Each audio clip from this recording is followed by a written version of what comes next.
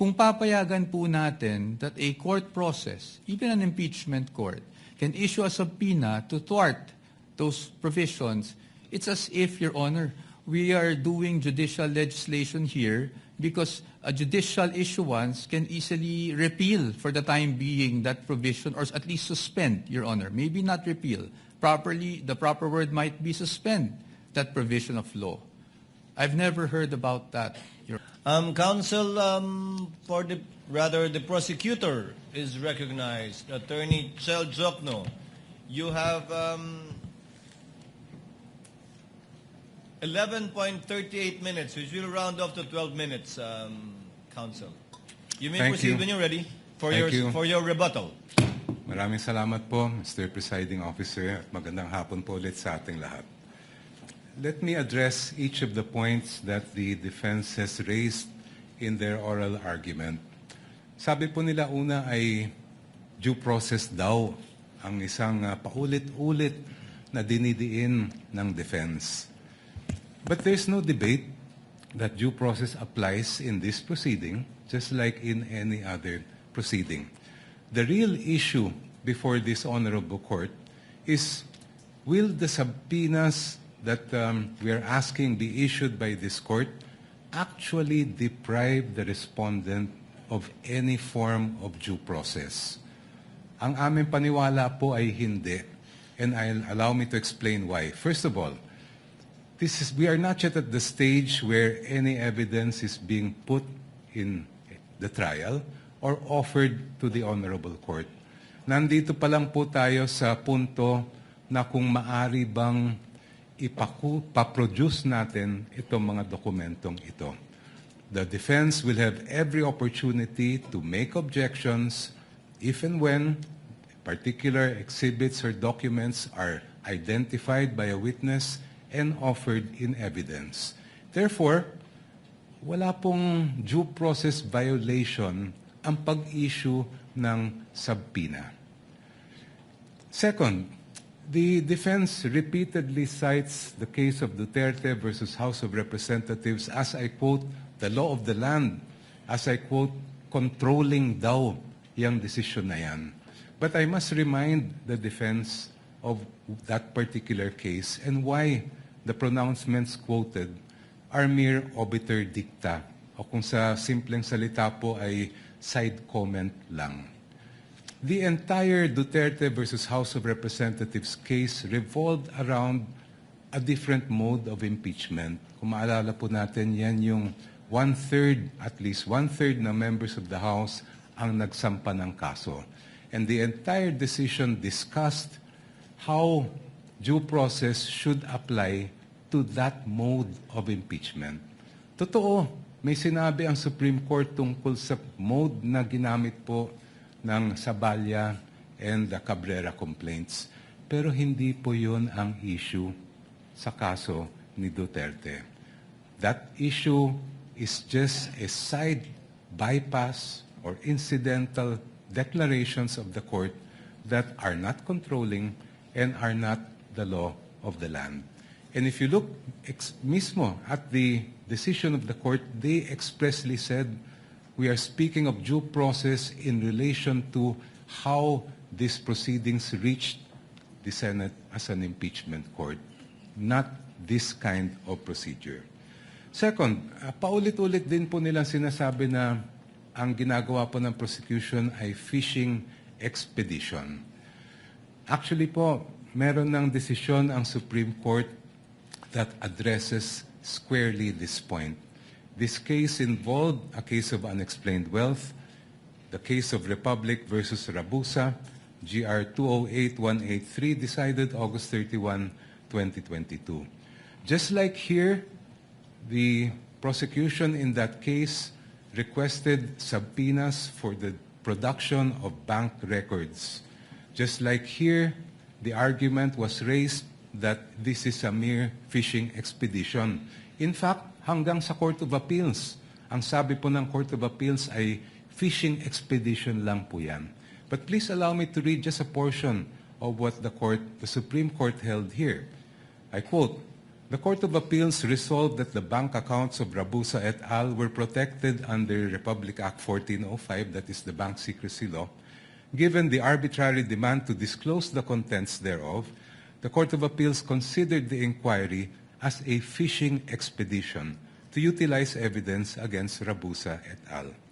In the instant case, given that the court orders in the form of various subpoena duces tecum and ad testificandum all involved the forfeiture of unexplained wealth, the RTC was in error for not allowing petitioner to examine, inquire, and look into the subject accounts. I continue. As the present proceedings on unexplained wealth are now encompassed within the exceptions of Republic Act 1405, the court orders subject of this case clearly fall within the orders that would enable the examination of the respondent's bank accounts as contemplated in the first exception. Thus, it comes clear that this court cannot sustain the RTC's and Court of Appeals theory that there was no court order authorizing the examination of the bank accounts. On the contrary, records prove that the RTC issued several subpoena duces tecum and ad testificandum, which required certain persons to testify in open court and present documents which pertain to the existence and identity of the subject accounts and also to the accounts, the contents found therein. I just move forward. Given the existence and propriety of the subpoenas, the evidence procured through the same should have been duly considered by the lower courts.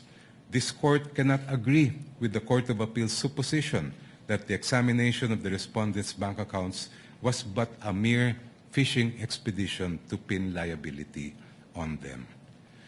Next, the defense repeatedly cites a number of laws to claim that the requested information and documents that we are asking from this court for the issuance of subpoena are confidential.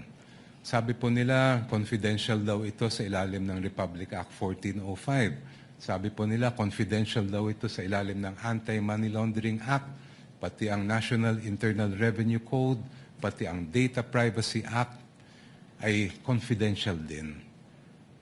Pero kung titingnan po natin, klaro po at malinaw po sa amin ang batas at ang utos ng saligang batas sa impeachment court na ito.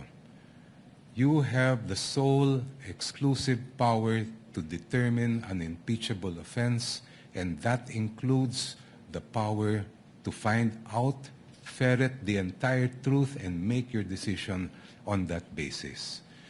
I will not dwell on the exception to Republic Act 1405. That's very clear.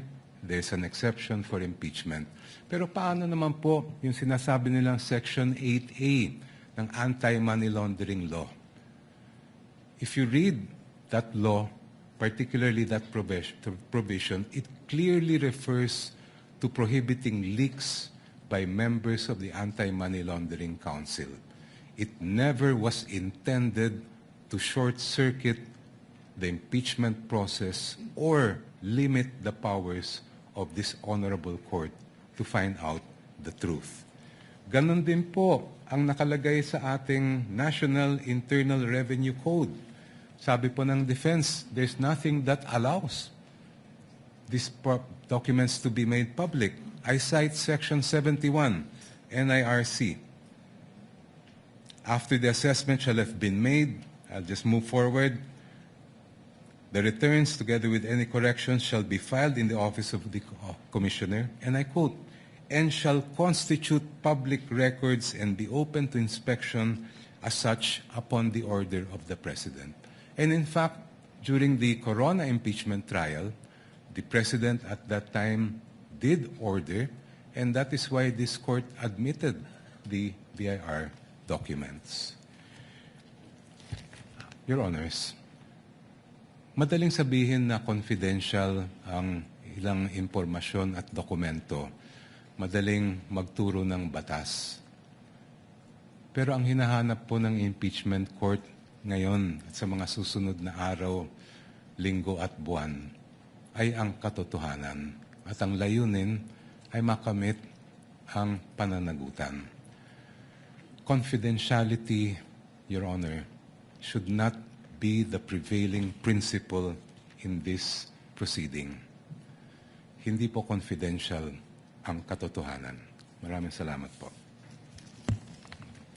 Thank you, Representative, the Honorable Chel Jokno. Attorney Poa, counsel for respondent, is recognized for his rebuttal. Sir, you have 13 minutes. Thank you, sir. I will not take up the entire time to expedite matters. Your Honors, I respect, of course, the arguments put forth by the distinguished opposing counsel.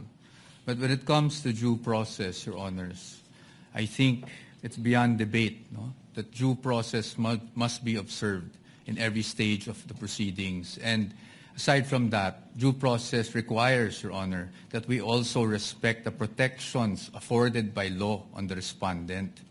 Your Honors, ang sabi po ng ating distinguished opposing counsels, obiter lang daw po yung sinabi ng Supreme Court.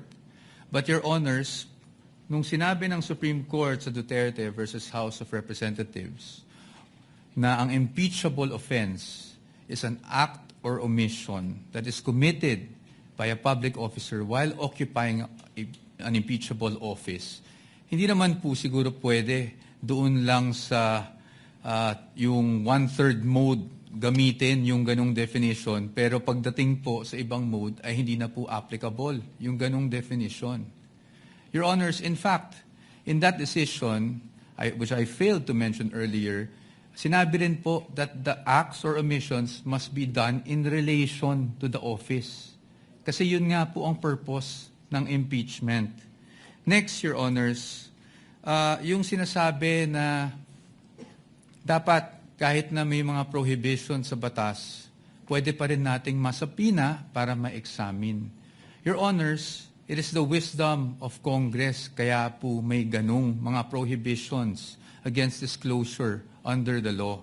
Kung papayagan po natin that a court process, even an impeachment court, can issue a subpoena to thwart those provisions, it's as if, Your Honor, we are doing judicial legislation here because a judicial issuance can easily repeal for the time being that provision, or at least suspend, Your Honor. Maybe not repeal. Properly, the proper word might be suspend that provision of law. I've never heard about that, Your Honors. And then, lastly, Your Honors, parati nating sinasabi rin, no? Two points. Yung nabanggit na Section 71. I agree po under the tax code that Section 71 provides that if the President orders, then nawawala na po yung confidentiality. However, Your Honors, even given that there's an order from the President, I think we should still think about the relevance. Para saan ba ine-examine yung mga dokumento? Hindi ba para sa impeachment proceeding? Hindi po namin sinasabi na kung sakaling nagkamali man ang Vice Presidente, kung sakaling may paglabag man sa batas ang Vice Presidente noon, ay hindi na pwedeng maparusahan. Marami naman pong paraan. You can file cases against the Vice President for those infractions, preterm infractions. Pero pag impeachment po ang pinag-uusapan, we are limited to what impeachable offenses are. And again, the Supreme Court is clear about that. Your Honors, there's also a repeated citation of the Corona case. But we would just like to point out that the Corona case was tried, decided upon way before Duterte versus HOR. And Your Honors, since it was decided before Duterte versus HOR, the Supreme Court was fully cognizant of what happened in the Corona trial. And yet, Your Honors, they impose these guidelines. In fact, the line itself in the Duterte versus HOR is we clarify, I quote, we clarify the constitutional requirements of impeachment. At kasama doon yung nabanggit namin kanina on what constitutes an impeachable offense. And that is very clear. Marahil, sinasabi natin na yon ay isang obiter. Pero, Your Honors, paano po magiging obiter yon? Kung yun mismo ang itinakbo ng desisyon. The fact that the one-year bar was triggered was only the effect of not abiding by the due process clause of the Constitution. And lastly, again, Your Honors, we do not disagree with the prosecution in terms of accountability. Again, no one is above the law, but no one should also be deprived of the protection given by law, Your Honors. Thank you. Bago mag-recess ang mga senator judges para mag-usap sa caucus, nais kong sambitin sa record na binabati ko ang magkabilang panig, partikular si Congressman the Honorable Shel Jokno, gayon din si Attorney Poa, sa isang mahinahon, malumanay, maginoo at magalang na diskurso at debate kaugnay sa may tuturing nating kontrobersyal na isyong ito. At inaasahan ko, yan din ang magaganap sa caucus at sa aming pagbabalik matapos nito. Senator Judge Alan Cayetano is recognized. Thank you, Presiding Officer. Very eloquently said. Before we go to our favorite subject, recess, the prosecutor was going to say something about Monday witness. Can we hear that? Because if I don't want to preempt, but can we hear that? Because if they're not going to have witnesses on Monday, I have a proposal. I'm sure they will. They were, in fact, on the verge of announcing it. No, because, Mr. President, this is what I wanted to say. We do need a caucus, but after hearing both sides, I really have many questions, and I think we should really dapat mahimay. But after hearing them, I think there's a couple of issues we will agree on, but I'd rather ask my questions on Monday. So if everyone agrees, then we can caucus, but allow them to adjourn, no? Unless someone wants to ask after our caucus. We will hear the lead prosecutor. However, Senator Judge Cayetano, it is the predisposition of the presiding officer, given that we don't have any witnesses today, to settle this matter and this issue today. That's the only matter for us to discuss anyway. That's my point, Senator Judge. No, I'm reviewing the rules. Hindi naman tayo tatagal pag per legal issue kasi nakalagay naman not more than 2 minutes.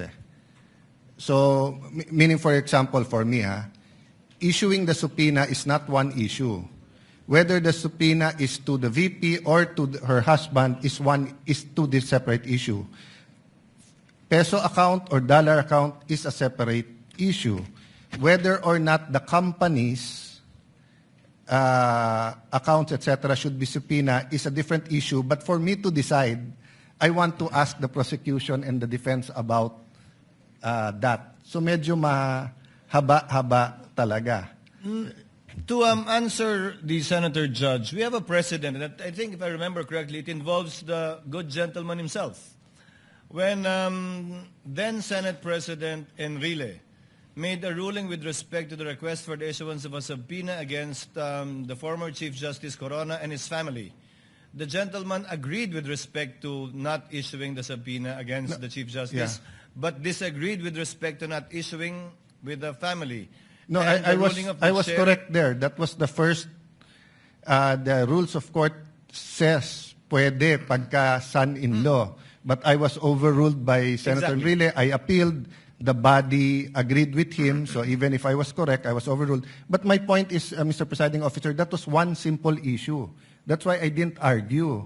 I'm saying this seems to be like 2 subpoenas. But there are several subject matters, AMLA, etc. And remember, this is Article 2. What's our assumption? August or September pa to iti-take up eh. So I'm just saying, so for example, no, we all agree on the ruling.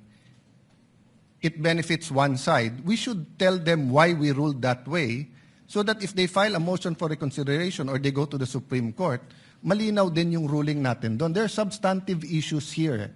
There are some issues, as eloquently said by Congressman Shel Jokno.